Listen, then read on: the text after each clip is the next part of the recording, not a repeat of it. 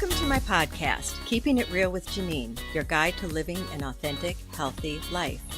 Inspiring conversations with ordinary people leading extraordinary lives. Thank you for taking the time to listen. We strive to be entertaining, inspiring, and educational. My guest today is the lovely Helen Martin. Helen is a former fashion model, experienced television actress, spokeswoman, fashion consultant, and published writer. She has served as style editor and feature writer for today's Dallas Woman magazine and has been the fashion host for several TV shows. As a top high fashion model, Ms. Martin has appeared in dozens of designer shows. I will name just a few from the long list: Christian Dior, Balenciaga, Yves Saint Laurent, Armani, Chanel, and Givenchy. Helen includes in her extensive resume the Midwest fashion director of 3 Chicago area Neiman Marcus stores.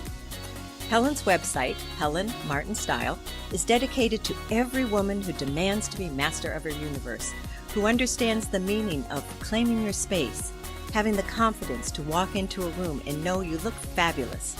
Looking good and creating your own style frees you up to be bold, to take risks, to relax and enjoy the moment.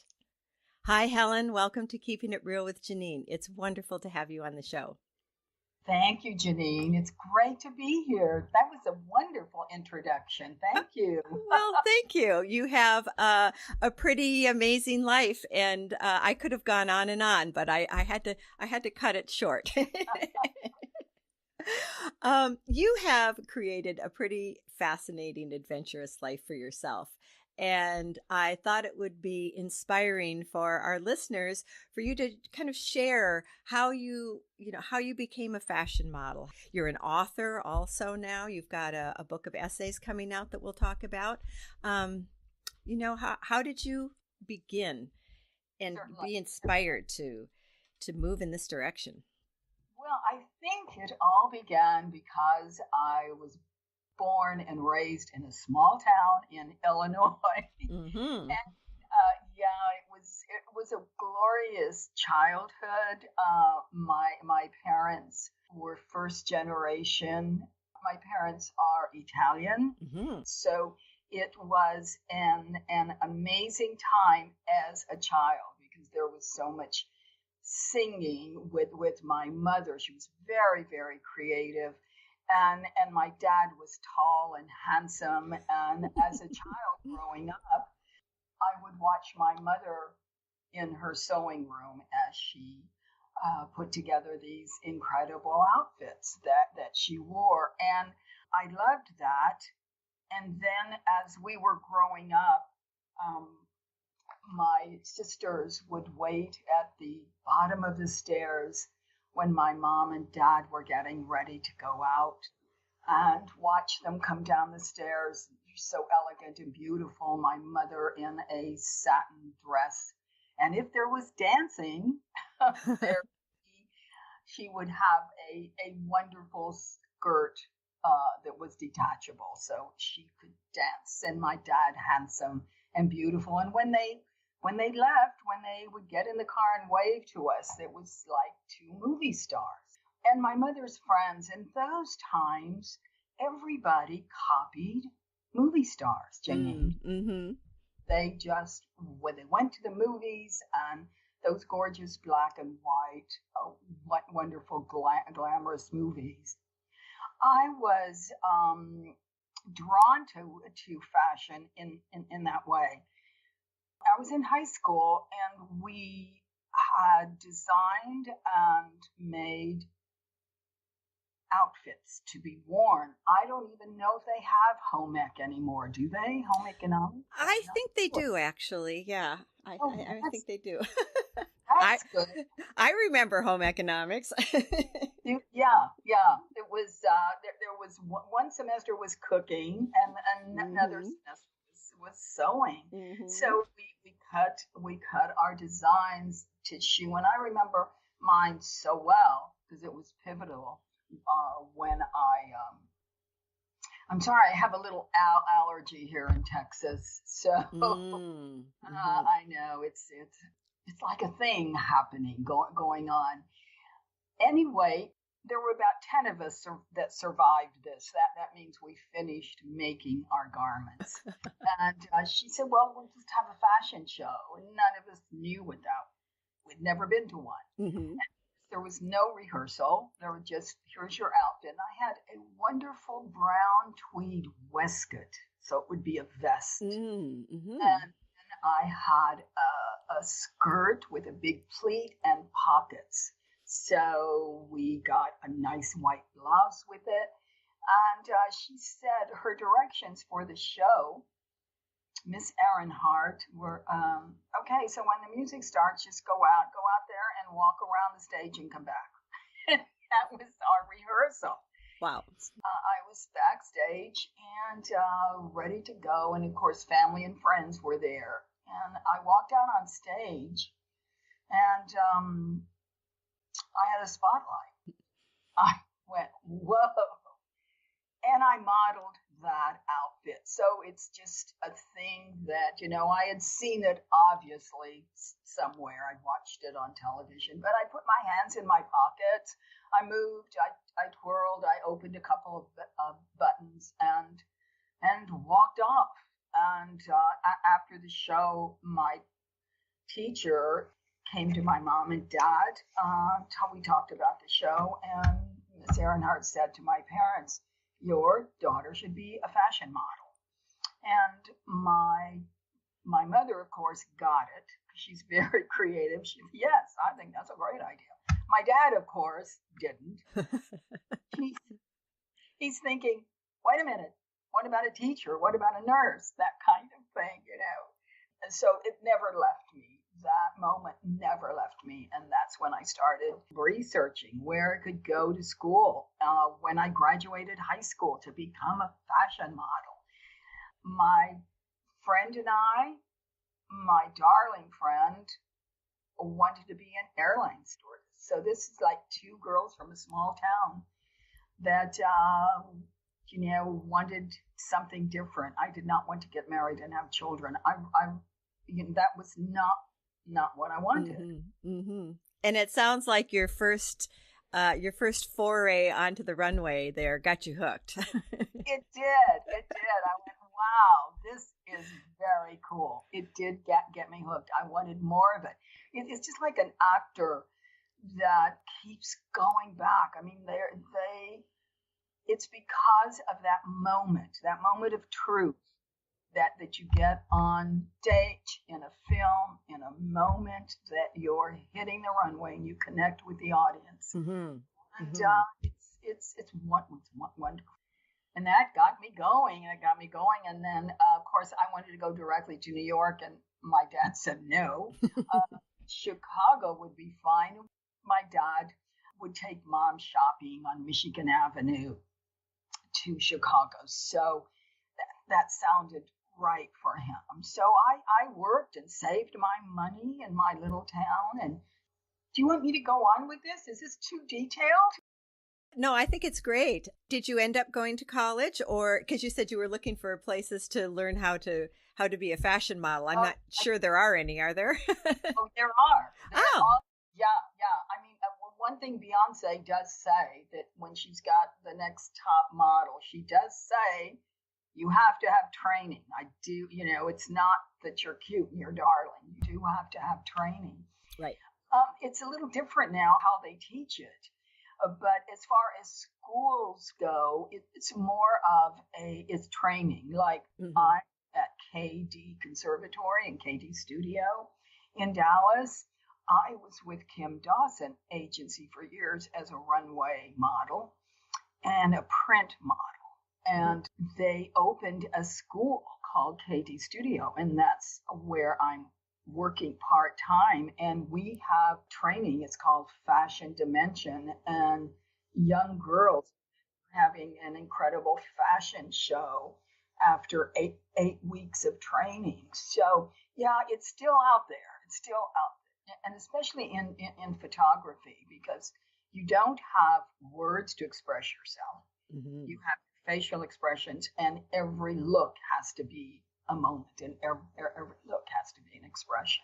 So we did Chicago. We went to Chicago, and At that time, it was Patricia Stevens Modeling and Finishing School. Mm-hmm. So, I worked in my little hometown, saved my money, and got accepted. And it was really quite intense. I got a job during the day, and at night we did our runway print and modeling. We learned fencing. I really learned everything about wardrobe. Mm-hmm. And the basic black, how you dress, style, and image. I learned importance of accessories. That was the beginning. Through my mother's inspiration, and then the nitty gritty of the fashion industry. Mm-hmm. So it sounds like you are a natural at this. Well, I loved it, and I loved it for years. Mm-hmm. And then I moved on. I became a freelance model in Chicago after working on Michigan Avenue, Blum's Vogue. And at that time, in fact, they don't do it like that anymore, but it was extraordinary. They hired store models. So I was, Blum's Vogue store model. And my friend worked at Bonwit Teller. My other friend worked at Saks. And that's where I learned to wear incredible clothes. I had never had $1,000 dress on. And I wanted to be with an agency. And they said I was too exotic because the print and broadcast in Chicago was all about commercial print and television commercials, and I was too exotic for them. So they said Blum's Vogue is looking for a house model. Mm-hmm. So I walked across the street to Blum's, and it's just like How to Marry a Millionaire. There was a big long runway, and on the couture floor where customers came, and then a house model or two would show the collection.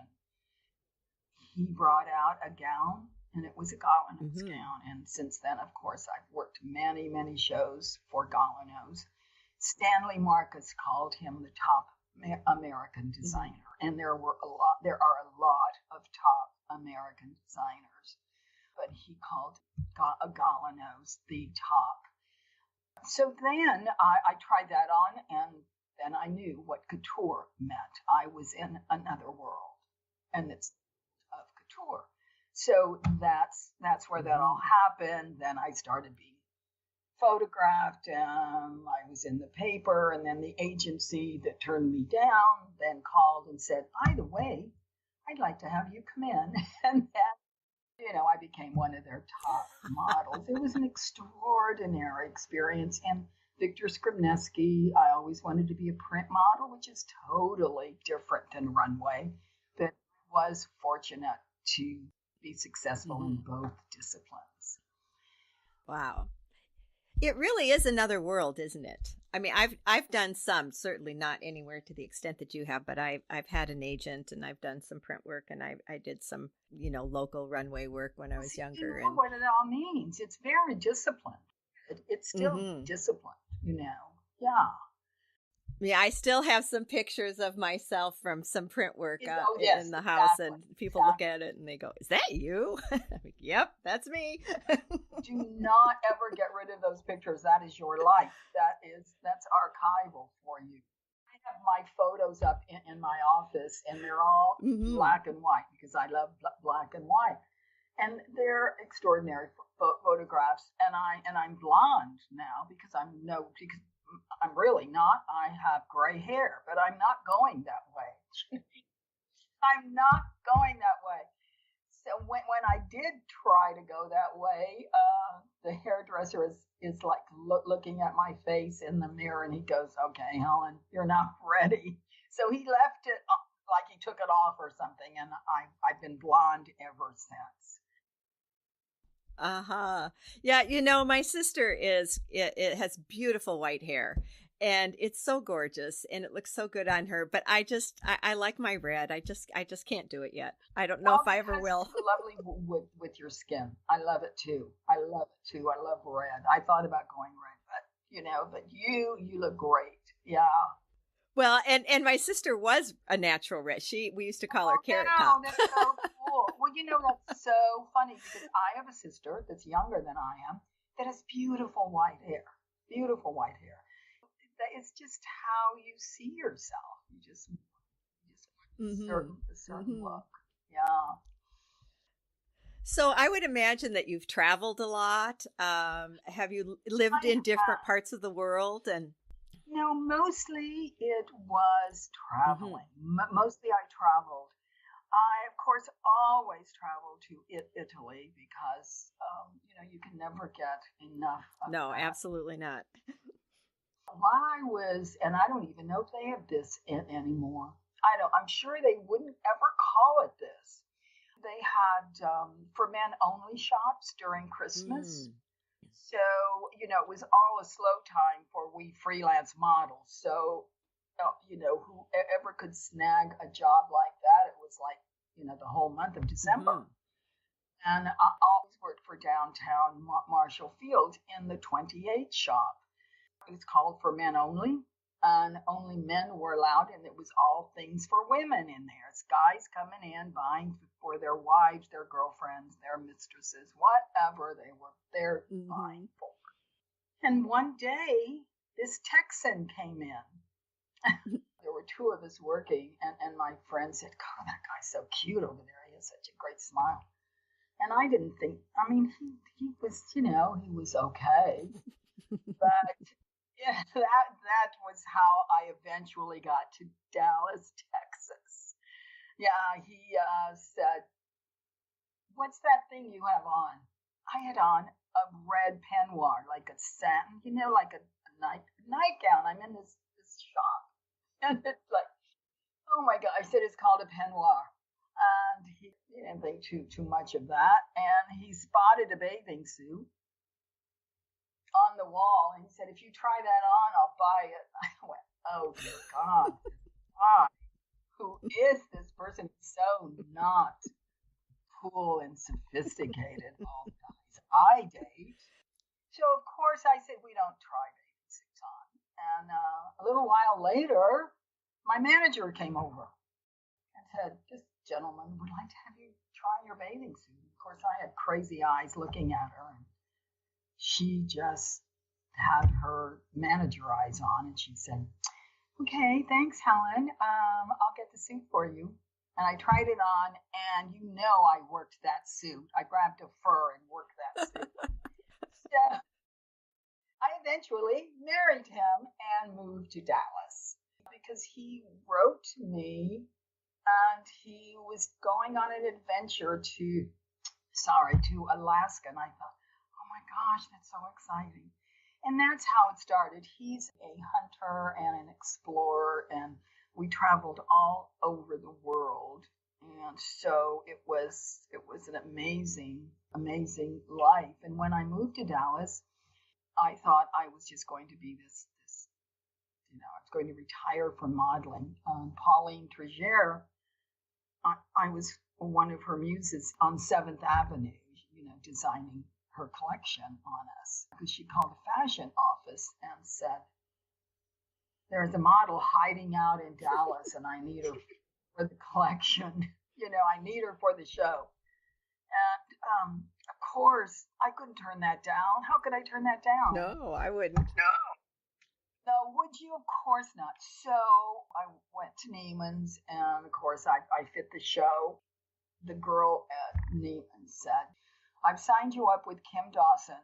And that's how I started this whole second life of my runway and print in Dallas, Texas with Kim Dawson Agents. So that sounds like it kind of fell in your lap. It did. And and I tell my students at work, at the office, like they'll say, well, I sent my resume and I sent my pictures to the agent. This is an acting school, so it's acting. and I haven't heard anything. And I go, cry me a river. I said, I did not get signed with an agent until I worked and they saw my pictures. I said, when I got to Dallas, Texas, I had already paid my dues, had already done it. But it was extraordinary because Kim Dawson was amazing. She's deceased now. Her daughter, Lisa, is head of the agency. Mm-hmm. And I love my students, and I just tell them, maybe you need new pictures. Maybe you need new pictures. Have you been out working? Have you been out getting some jobs on your own? So maybe they can see you, especially in plays. And the agents go to those shows because they have clients working in them. Mm-hmm.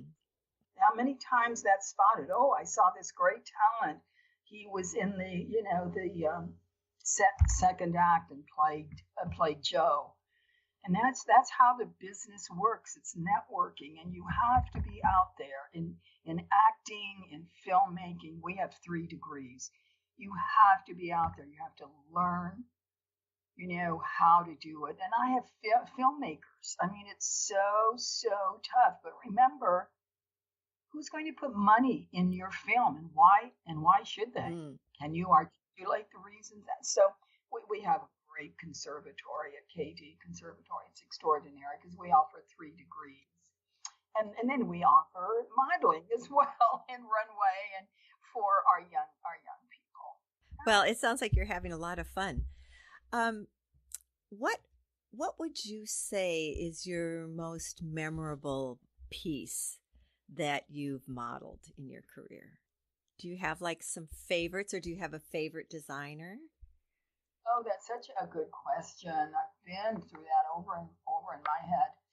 I think the Balenciaga gown, and I have a picture of that, the Balenciaga gown that I modeled for the import show. All the buyers would go to Paris to buy the collection, and they would go with models in mind. So Catherine had, Helen in mind for this, and Sarah in mind for that, and they would buy for you. So I remember this one Balenciaga gown that came in, and they pulled it out, and I put it on. It was just extraordinary. It was a black, full skirted and very tight bodice. I just remember Balenciaga being so extraordinary. Yves Saint Laurent, his tuxedo looks that he made. I love Donna Karan. Donna Karan got us out of that awful bow tie looking like men look to make it in the business world. She got us in those gorgeous body clothes. Donna Karan, I loved her. I loved her. I still love her, and she has, great clothes. I was thinking this Balenciaga dress that you loved so much, and you said you have a picture of it. Is it in digital format at all? Is it in digital format? No. In fact, what I'm doing this weekend is trying to get my pictures together that I will put in my book. I'm not sure I'm going to put that one in it, but I do have it, and I should put it in on my website. I don't have that particular one in there. I have mostly photographs that were later. Well, I was just thinking it would be fun, since you've talked about it, if you scanned it in and made a JPEG out of it, and if we put it on the podcast website, just so people could see it, it might be fun. Oh gosh, if I can just get it done in time. Oh, we can always add it later too. Okay, but I'll make a note of that. That would be a great idea. Yeah, it just struck me that would be very fun. Okay, all right, I've got that noted. I'm looking, tomorrow I'm going to my storage to go through my pictures. I have to select three. I'm just doing three or four because it's a book of essays. There'll be a lot of different pieces. So I will certainly try to see if that's in the group I'll be looking at, and then I will scan it. Oh, great. That'll be awesome. So let's talk about your book of essays. Does it have a title yet? It does. It's called High Fashion, High Adventure. Awesome. Yeah, I just saw the cover, the first mock-up of the cover. I'm very excited. It's my first book. You know, I've been published. I have many articles, not many. I have several dozen articles that have been published in essays, but this will be my first book. So to see your book, when he sent that book to me and he sent the mock-up and it showed the shot that I had chosen and the name of the book and the title and then the back cover, I just really had, I don't know, I was, wow. I couldn't look at it because it's something I've dreamed of so long, to have a book, you know, that I could hold in my hand, because I love books. I have so many, and it was quite astonishing when I just saw the mock-up. So I can imagine. I mean, how long have you been working on this? I've been working on this book for the essays for 2 years. Mm-hmm. And then my book of memoirs that will come out later, I've been working on that the same amount of time, but just really diligently the last 6 months on the memoir. The essays book has been finished for a while.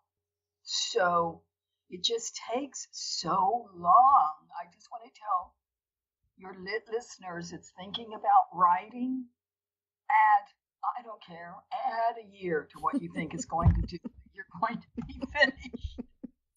That sounds like almost any project. It does, doesn't it? It does. It just, and I modeled for so long, and I could do 5 jobs a day. Wow. I could do a fitting. I could do a rehearsal. I could do a shot. I could do a go-see. I could get that all done. And in Chicago, you had public transportation. In Dallas, of course, it was a car, or I would get a driver. That's why I never had to diet, because you're working so. Never had to diet. But let me tell you, the hardest thing I've ever done is writing. Mm-hmm. That is just so different, so different. Now, what about that was difficult? Is it the discipline, or just getting the ideas, or? No, the ideas, well, I answered that very, very quickly. It's the discipline, and it's the discipline to rewrite, to not fall in love with your words, and writing is rewriting. Mm-hmm. But discipline is the hardest. There's no such thing as waiting for inspiration. It won't come. It only comes when you sit in front of. I sit in front of my computer, and I start writing, and it is it's magical. It's magical because you write, and then your subconscious takes over, and you are writing. And then when you go to that zone, it's so wonderful, because then you look back and you go, oh my gosh, I wrote 3 paragraphs with such ease. Then I will go to the next and the next. And but you just have to do it. Mm-hmm. And I'm saying this because I'm talking to myself. Right. Oh, absolutely. I understand that. As a life coach, I get that. You get that as a life coach. And my Dawn, who is an extraordinary coach as well, she's given me so many principles and disciplines to work by.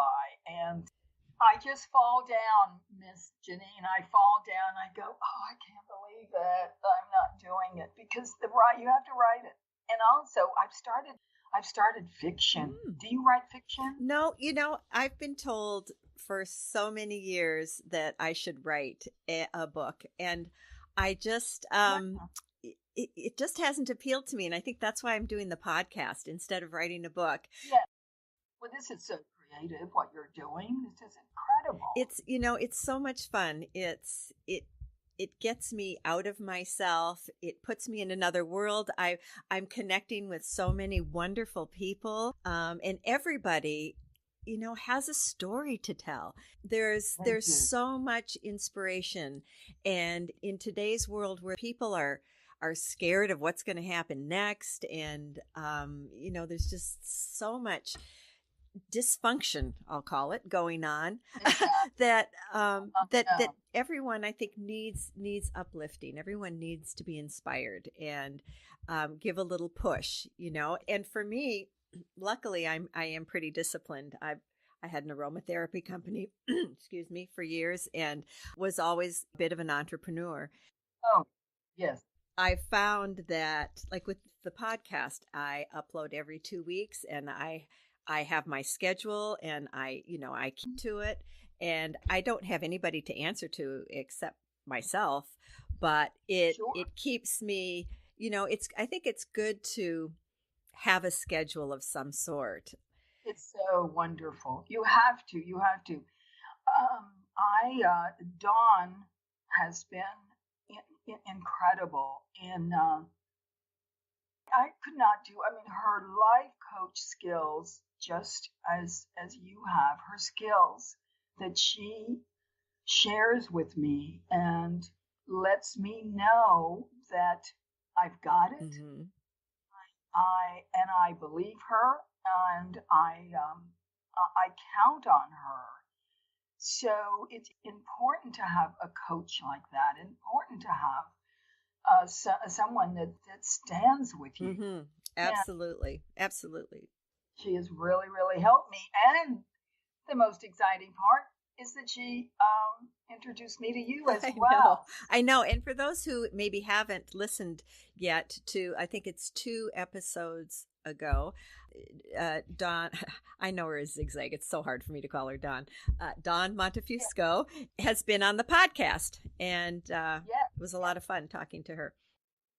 She's amazing, so inspirational. When I looked at my book, and I haven't even imagine what's going to happen with my big book. They'll have to take me to the hospital. But this book, I looked at it and I told her, and she said, Helen, it's called Resistance. I knew that. It's called Resistance to Failure or Resistance to Success. We all go through that, and I knew it when she said it. But when she said it, then I felt that. Why? How did you push your way through that? Oh my goodness, that is very, very good. I said that my family wants me to get these books out. I don't have children.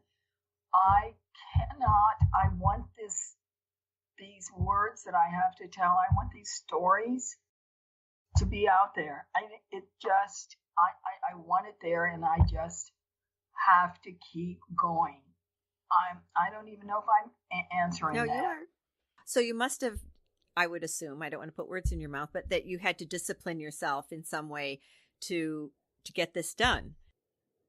Again, I had to discipline myself again, which means getting all your pages ready, getting the photographs out, getting blurbs. You're asking these people that you love and you've known for years for blurbs, and it's so easy. They love it, and they say, of course, I want to do that. These editors and so on, they're sending me incredible information. That's what keeps me going, because now I have, and I always say, once you start telling people what you're doing, then it's out there. So you can't, I'm going to look foolish. I'm not going to finish this. I have these people that are sending me these wonderful blurbs about, my writing and how people should read my book. So that's what is now flowing around me is all of that acknowledgement from these people that I've known for so long in different areas, and now they're acknowledging me in my writing, and that is caressing and loving, and that's where I am now. So it's a very good place. Mm-hmm. Mm-hmm. Well, it sounds like you're pretty close to having it published. I am. It's just now, and you know what? I figured out now it's me again. I have to get the pictures done. We always go, it's up to me to get this done. So who's going to choose them? Mm-hmm. Nobody, Mm-hmm. me. They're waiting, so I have to do it. Right, right. So when you found it difficult to write, did you put yourself on a schedule, or like what might be one or two things that would help someone who's thinking of writing a book from the writer's perspective? Because I've asked Dawn this too, but from your perspective, what would you say would be the most helpful for someone who is thinking of writing a book, thinks maybe they should, but I think that you just can't do it. You have to have a schedule. I write in the morning, and I can still find excuses not to write. You don't have to write that long. If you write an hour, it's okay, but you were writing that day. Then maybe you'll write 2 hours the next day, or 3 hours, or even if you get a fantastic, and you know what it is, just to get a great paragraph out. I can spend 2 hours on one paragraph. I do it in the morning because that's when I'm the most. I'm a morning person. So I do it in the morning because I don't work full time. I work part time, and I go to school at 2 o'clock in the afternoon, sometimes earlier, and sometimes go to 11. And then I have Friday, and I have Friday off. You have to spend time on research. I think the thing is to just get down there and write and decide, are you better at night, like when you come home from work and the kids are done and you got that and you want to write between 10 and 12, then that's when you write. But you have to decide when I'm going to write, and mine is in the morning, and get up anywhere between 5:30 and 6:30 every morning. A lot of times if I can't sleep, I get up and write. But I generally sleep very, very well, generally.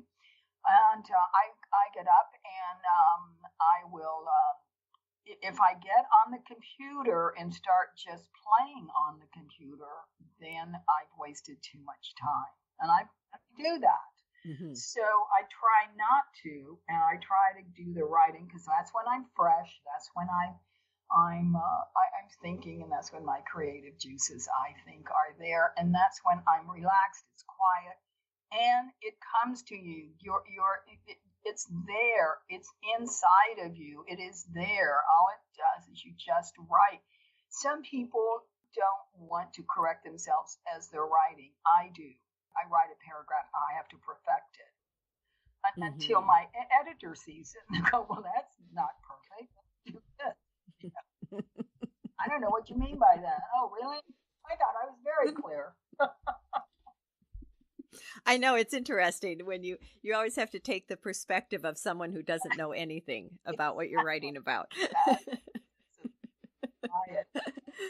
Well, and I would think that for someone who's really, really has a busy life, that even if you just take commit to a half hour every day, anything. Hour, are you kidding me? That's fantastic. Congratulations. I've done it. Half hour. I've got it in there. I've written something. I always think of Alan King. I can't be ever as disciplined, ever, even close. But he says he has to do it. He does 4 hours, 5 hours a day. He said, I have to do it every day because I'm so afraid I'll forget where I was or where that moment took me. And that happens. I mean, I started doing fiction. I just started that, and I really like it. because I was always afraid of dialogue. Guess what? You can make it up. That's what's great. Right. I left it now because I have to finish these two books. But I think to myself, it's a period piece in Spain. And I think about her all the time. I wonder how she made that dinner, because her parents don't want her to be a dancer, but she wants, because she comes from an aristocratic family. So I went through all that. But you get involved with your characters, and I finally felt what he meant. I forget, because then I go back and I forget, well, was he standing at the gate when she came out, or was she, and why was he there? He wasn't supposed to be. I forgot that. So that's all very exciting. So what you're saying is, it sounds like that in order to keep the continuity of the action in the story, you can't let it go for too long without working on it. You shouldn't. You shouldn't. That's why you consistently write, and that's what he means, as far as I can tell. That's what he means. He said, "I'm just too afraid to leave it too long. I have to get back to it." Yeah. So let's see. So you have pretty much two career paths. You have your modeling and your as a model and as a writer. Well, no, now I'm not actively modeling at all. No. Right. I know, but I'm just kind of talking about my your life. Yes, I did. Oh, sorry. That's okay. And the reason I said that is that I thought it might be nice to have you say, if you were sitting with a young person who really aspires to be a model, an actress, whatever in that field, what would be your sage advice to that person? My advice would be that you have to have the passion, which means it can't be for fame and it can't be for money. Because I interview actors all the time. I do the preliminary interview before they go to the director. We ask many questions, but one of the questions that's in my questionnaire is, why do you want to be an actor? Very seldom do they say the money. Very seldom. They will answer, well, I've dreamed about it all my life. I like characters. I like performing. I have ideas in my mind that I feel I can express. But they do say, I do want fame. And I go, well, that's fine. Or I want my name out there. And that's okay. But you have to have more reason than that. The passion is, I can't live without it. I can't live without performing. I can't. Why do these actors that are multi-millionaires have 5 houses take that next movie? They're in the Sahara Desert dying for hours. Why do they do that? Because it's the truth. They are getting to the truth of the character. Acting is about truth. It's about getting to the truth. Once that moment happens, you want it over and over again. It's an addiction. My brother-in-law is an actor. He's a fine actor. He's a director, producer. He has a one-man show. He's brilliant. He's a character actor now. I mean, he's older.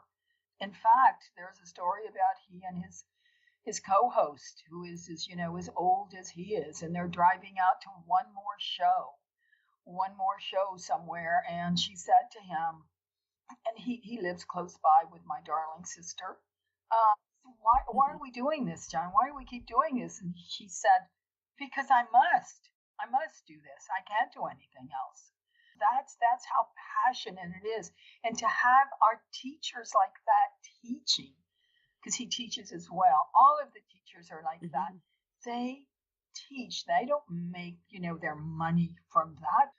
They do it because while they're teaching, they're learning. Every time they're setting up a scene, they keep learning. They keep, if you're not in a play, if you're not in a movie, if you're not in a TV series, you better be training. And Mm-hmm. it's the same way with modeling. I've had mothers come in with their little girls, and I'll say, why do you want to be a model? I had this one girl, and I won't mention the name, but I said, well, who's your favorite model? And she named a reality star. And I said, do you know that she's not a fashion model? And she said, oh, she's not? So, and the mother said, well, I didn't know where that came from. That doesn't mean she's not going to get in class. That doesn't mean that. It means that, and she was young, so that's not fair. These are the teenagers that are in class right now. What I have heard from, because I hired the makeup person for hair, I hired the photographer, I hired the incredible runway model that is teaching them. The girl at the front desk, she said, I cannot believe how these girls have grown just in these 8 weeks. And the last thing they did, Janine, was their headshot, their photo. And they had one of the top, I brought her in from Houston, Nikki Winters. Gigi is an incredible makeup artist that is a makeup artist to the stars. She did their makeup. Carlotta is the model from Kim Dawson. They nurture these girls, and the girls are blossomed. They have blossomed. I cannot wait to see them in the fashion show. So we teach etiquette. Gee, really? We teach interpersonal. This is what I learned when I went to modeling school. I learned those things. It's passion. A writer, an actor, a filmmaker, you have to love the work. You have to love making movies. If you want to be a director, a producer, a screenwriter, an editor. If you want to be an actor, you have to love going after the truth.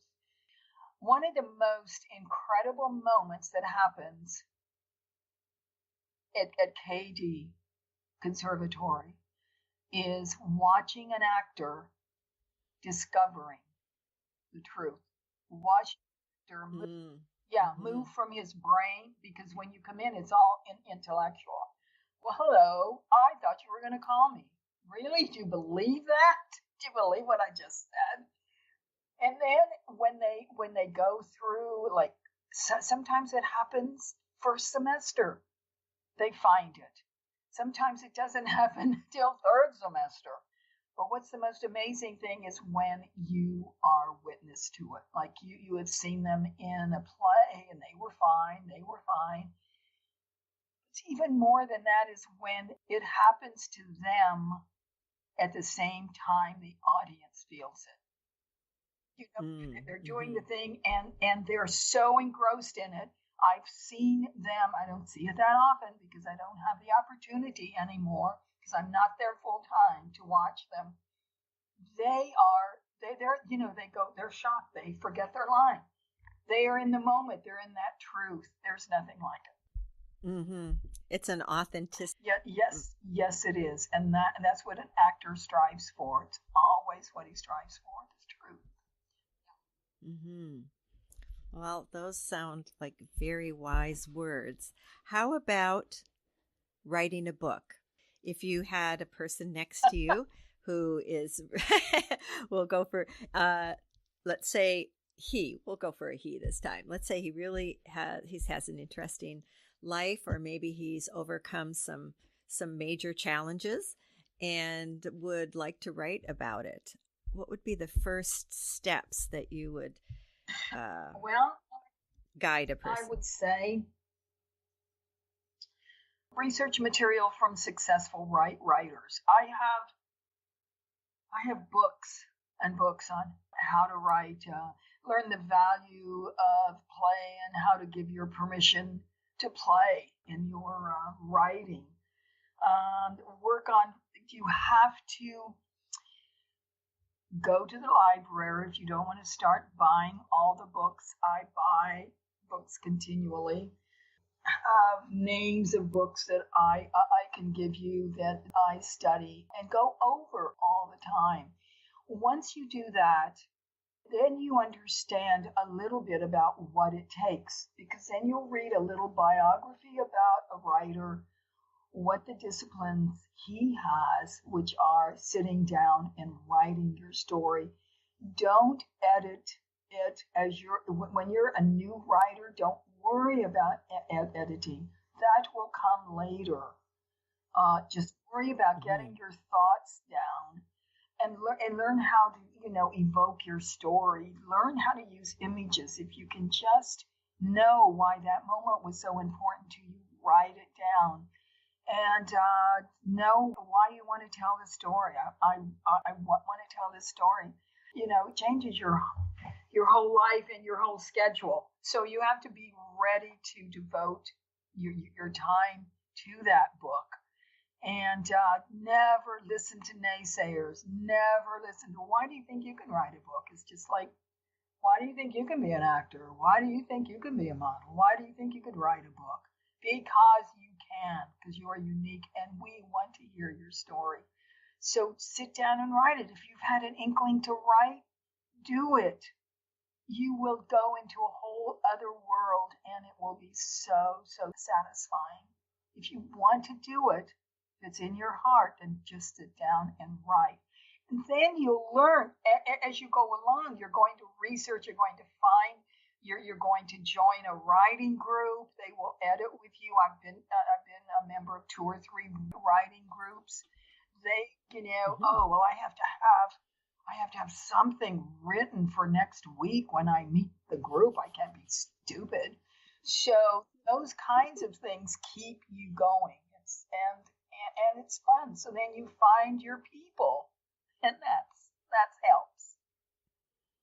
I think that's an important point, because I know for myself, whether it's like I'm playing the harp right now and life's busy. Yeah. And if I didn't have my lessons,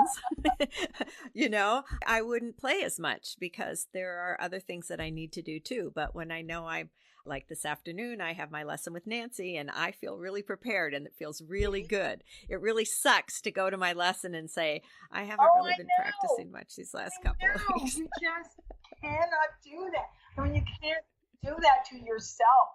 That's the whole thing, because you have to answer to yourself. Right. Yeah.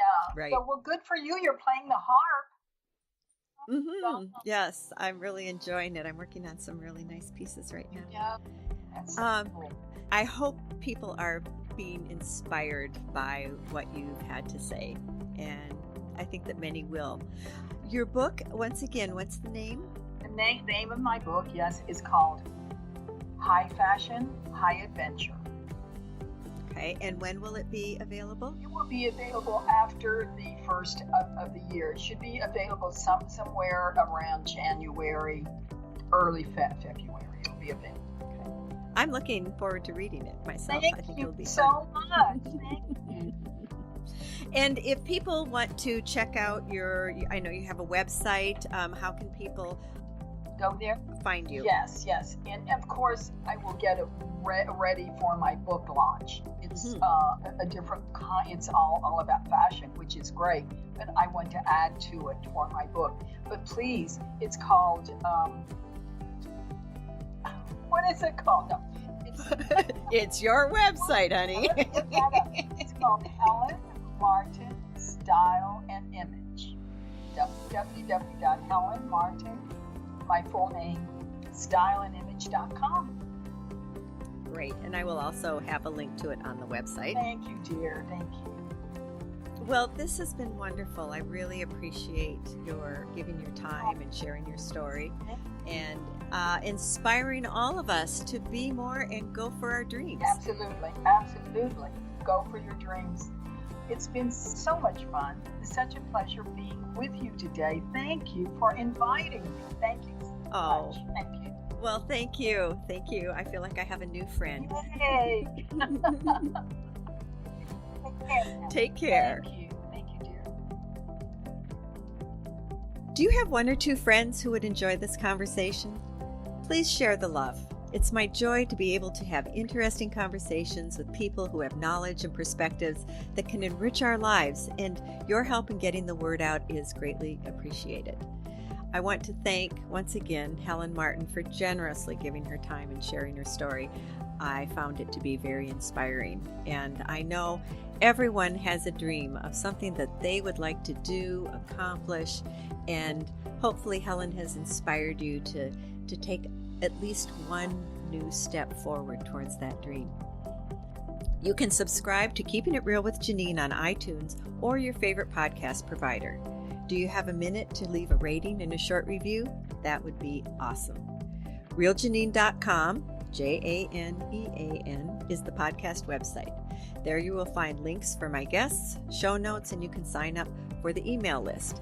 I send notices out only once or twice a month, so you won't get a lot in your inbox, and I include a yummy, healthy recipe each time. Thank you for listening. Take care and be well.